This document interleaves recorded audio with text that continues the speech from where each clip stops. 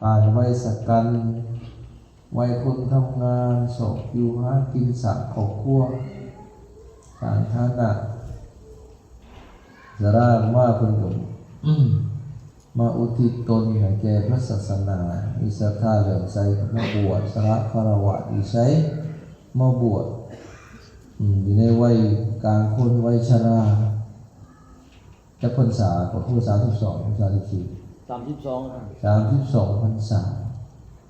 อุทิศตนบั้นสุดท้ายของชีวิต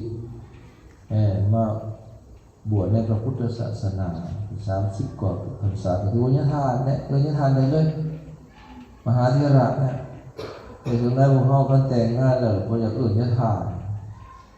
จริงๆเป็นมหาเถระแต่ถ้าได้20 พรรษาขึ้นไปมันก็ได้นะญาทานปอนหรือน้ำเงาหนูเป็นอย่างญาปทานอะไรเนาะอาจจะญาพอแล้วก็ทานตื้มจะอีกหลวงเป็นมหาเถระเนี่ยปทานปอนที่เป็นอย่างบอกอย่างคนแน่คนนี้เป็นญาพอหมดมาเช่า30-40เป็นญาพอไอ้มันเป็นญาทานนี่เป็นอย่างเนาะของคุณเป็นมหาเถระเฮานิยมกันในนั้นบ้านเฮาเราว่าเป็นใหญ่เลย